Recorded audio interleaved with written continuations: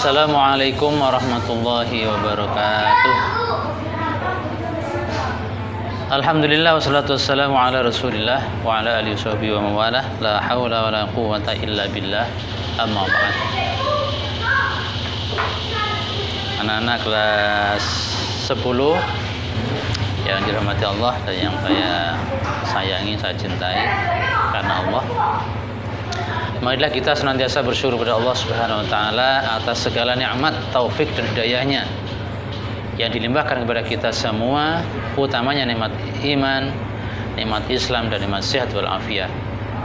Sehingga kita masih dapat melaksanakan pembelajaran walaupun lewat online. Mudah-mudahan pembelajaran ini bermanfaat bagi kita semua. Untuk kesempatan ini kita akan melanjutkan tentang sifat-sifat wajib bagi Allah. Di mana pada penjelasan yang lalu Imam Abu Mansur Al-Maturidi mengelompokkan sifat wajib bagi Allah menjadi 4 kelompok. Yang pertama sifat nafsiyah, kedua sifat salbiyah, dan keduanya sudah kita bahas pada pertemuan yang lalu. Dan sekarang kita akan membahas yang ketiga dan keempat. Ketiga, sifat ma'ani. Sifat ma'ani adalah sifat wajib bagi Allah yang dapat dilogika oleh akal manusia dan dirasakan oleh panca indera, sehingga keberadaannya bisa diyakinkan kepada orang lain. Sifat ma'ani disebut juga sifat abstrak yang wajib ada bagi Allah Subhanahu wa ta'ala. Sifat ini ada 7 macam. Pertama, qudrah, artinya maha kuasa. Kekuasaan Allah tidak terbatas di atas apapun. Dia berkuasa menciptakan, memelihara, dan menghancurkan tanpa melibatkan kekuasaan yang lain. Manusia juga mampu berkuasa untuk menciptakan, memelihara, dan menghancurkan karyanya. Tetapi mereka tidak berkuasa mempertahankan dirinya sendiri dari kematian. Itu artinya kekuasaan manusia sangat terbatas. Allah Subhanahu wa taala menegaskan dalam surah Al-Baqarah ayat 20, A'udzubillahi minasyaitonirrajim. Innallaha ala kulli syai'in qadir. Sesungguhnya Allah Maha Kuasa atas segala sesuatu. Dalam surah Al-An'am ayat 18, wa huwal qahiru fawqa ibadihi wa huwal hakimul khabir. Dan dialah yang berkuasa atas hamba-hambanya, dan dia Maha bijaksana lagi Maha mengetahui. Yang kedua, sifat iradah, yang berarti berkehendak. Kehendak Allah tidak ada yang mampu menghalangi. Manusia tidak dapat menolak apabila Allah berkehendak atas segala sesuatu terhadap diri mereka. Siapapun tidak ada yang mampu memerintah atau melarang kehendaknya. Manusia juga mampu berkehendak, tetapi mereka masih ada kebatasan atas kehendaknya itu. Artinya masih ada yang memerintah dan melarang. Itulah maka Allah bersifat iradah atau berkehendak secara mutlak. Sifat ini diterangkan oleh Allah dalam surah Yasin ayat 82, A'udzubillahi minasyaitonirrajim. Innama amruhu idza arada syai'an ay yaqula lahu kun fayakun. Sesungguhnya urusannya apabila dia menghendaki sesuatu, dia hanya berkata kepadanya, jadilah, maka jadilah sesuatu itu.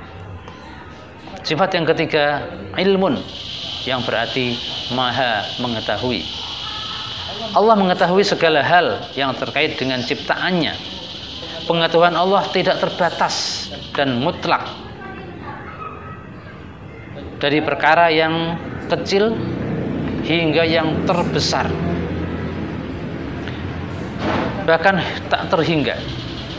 Dari yang tersembunyi sampai yang terang, dari yang lahir sampai yang batin. Hal ini dijelaskan oleh Allah dalam surah Al-Anfal ayat 75. Innallaha bikulli syai'in alim. Sesungguhnya Allah Maha mengetahui terhadap segala sesuatu. Yang keempat, sifat hayatun artinya maha hidup. Zat yang kekal hidup dan tiada pernah mati hanya Allah Subhanahu wa taala. Sifat hidup Allah jauh berbeda dengan kehidupan manusia yang pasti akan mengalami kematian dan tidak tahu kapan dia akan mati. Oleh karena dia maha hidup, bumi seisinya dan langit seisinya masih dapat dinikmati oleh makhluknya dari sejak diciptakan hingga kiamat kelak. Allah menunjukkan dirinya memiliki sifat hidup dalam firman-Nya surah Ali Imran ayat 2, Allahu la ilaha illa huwal hayyul qayyum. Allah tidak ada Tuhan selain Dia yang maha hidup, yang terus-menerus mengurus makhluknya. Yang kelima, sam'un yang berarti maha mendengar. Kesempurnaan Allah yang memiliki sifat maha mendengar tidak terbatas. Tidak seperti kita. Kita hanya mendengar sesuatu yang keras, yang dekat dengan kita. Dia mendengar semua yang ada di alam ini, dari yang tampak sampai yang tidak tampak, dari yang dekat sampai yang jauh. Bahkan suara hati pun dia mendengar tanpa memerlukan alat bantu mendengar. Tidak ada yang lepas dari pantauan pendengarannya. Dalam surah Al-Hujurat ayat 1 Allah berfirman, Innallaha sami'un alim. Sesungguhnya Allah maha mendengar lagi maha mengetahui. Yang keenam, sifat basar yang berarti maha melihat. Selain maha mendengar, dia juga maha melihat. Apapun yang ada di alam semesta ini tidak ada yang lepas dari penglihatan Allah Subhanahu wa taala. Makhluk terkecil di seberang lautan atau di dalam bumi pasti dapat dilihat oleh Allah. Segala amal perbuatan kita juga tidak pernah lepas dari pantauannya. Sebagaimana firman Allah surah Al-Baqarah ayat 265, wallahu bima ta'maluna basir. Dan Allah maha melihat segala apa yang kamu kerjakan. Dan yang ketujuh, sifat kalam yang berarti maha berfirman. Kalam artinya berbicara, yaitu bahwa Allah berbicara melalui firman-firman-Nya yang berupa wahyu yang diturunkan kepada para nabi dan rasulnya, baik dengan perantara malaikat Jibril maupun berbicara langsung. Hal itu difirmankan oleh Allah dalam surah An-Nisa ayat 164, wa kallamallahu Musa taklima. Dan kepada Musa Allah berfirman langsung. Kemudian sifat yang keempat, kelompok sifat yang keempat yaitu sifat ma'nawiyah. Sifat ma'nawiyah adalah sifat yang bersandar pada sifat ma'ani atau tidak dapat berdiri sendiri, karena setiap ada sifat ma'nawiyah ada pula sifat ma'ani. Sifat ma'nawiyah ada 7 macam yang dapat dijelaskan sebagai berikut. Yang pertama, qadiran atau qaunuhu qadiran, artinya yang maha kuasa atas segala sesuatu. Segala yang ada di bumi dan langit mutlak di bawah kekuasaan Allah. Maka Allah dikatakan qadiran, yaitu yang maha kuasa atas segala sesuatu. Nah, itu sesuai dengan firman Allah surah Al-An'am ayat 37, A'udzubillahi minasyaitonir rajim. Qul innallaha qadirun 'ala an yunazzila ayatan walakinna aktsaruhum la ya'lamun. Katakanlah, sesungguhnya Allah berkuasa menurunkan suatu mukjizat, tetapi kebanyakan mereka tidak mengetahui. Yang kedua, sifat muridan, artinya dia maha berkehendak. Maksud dari sifat wajib muridan adalah Allah maha berkehendak atas segala sesuatu, baik mengadakan atau meniadakan sesuatu. Artinya segala sesuatu terjadi atau tidak terjadi, berhasil atau gagal, bahagia atau sengsara, semua atas kehendak Allah Subhanahu wa taala. Sebagaimana firman Allah surah An-Nisa ayat 26, A'udzu billahi minasyaitonir rajim. Yuridullahu liyubayyina lakum wa yahdiyakum sunanal ladzina min qablikum. Allah hendak menerangkan syariatnya kepadamu dan menunjukkan jalan-jalan kehidupan orang yang sebelum kamu, yaitu para nabi dan orang-orang soleh. Sifat ketiga, sifat maknawiyah ketiga, yaitu aliman, artinya yang maha mengetahui segala sesuatu. Maksud dari sifat aliman adalah Allah maha mengetahui segala sesuatu, meliputi seluruh yang ada di bumi dan langit, baik yang kelihatan maupun yang tertutup, yang tampak maupun yang tersembunyi. Allah berfirman dalam surah Al-Hujurat ayat 16, Wallahu bikulli syai'in alim, dan Allah maha mengetahui segala sesuatu. Yang keempat, hayyan, artinya yang maha hidup dan tidak akan pernah mati. Sifat hayyan mengandung maksud bahwa Allah maha hidup kekal abadi selama-lamanya dan tidak pernah binasa. Dalam surah Ali Imran ayat 2 Allah berfirman, Allahu la ilaha illa huwal hayyul qayyum. Allah tidak ada Tuhan selain Dia yang maha hidup, yang terus-menerus mengurus makhluknya. Yang kelima, sami'an, artinya yang maha mendengar segala sesuatu.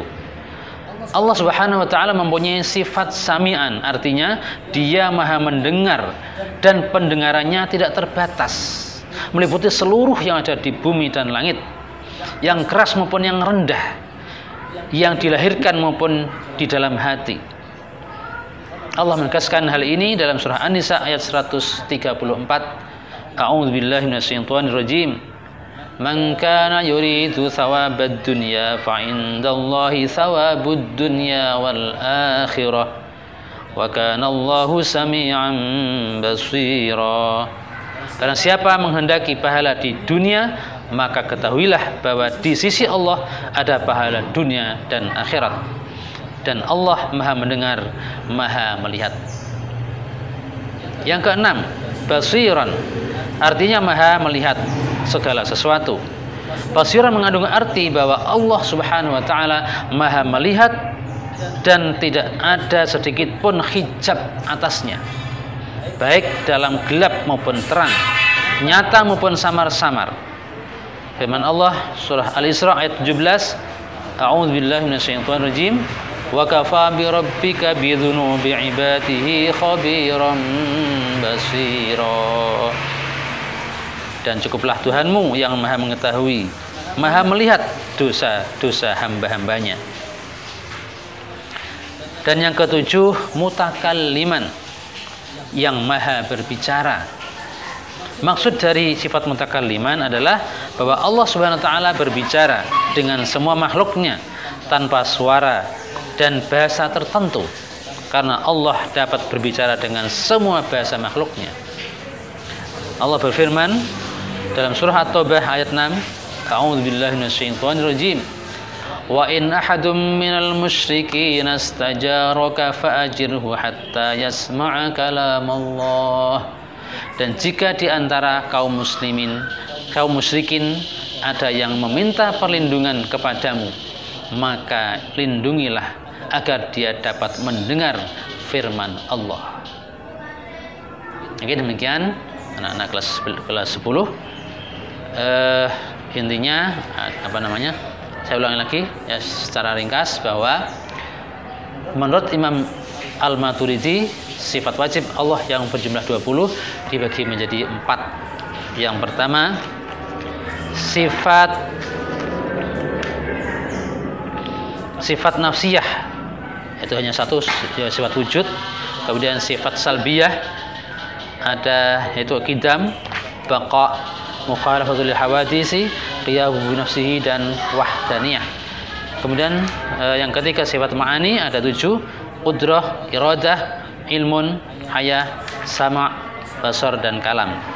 Dan yang keempat sifat ma'nawiyah juga ada 7, qadiran, muridan, aliman, hayyan, sami'an, basiran, dan mutakalliman.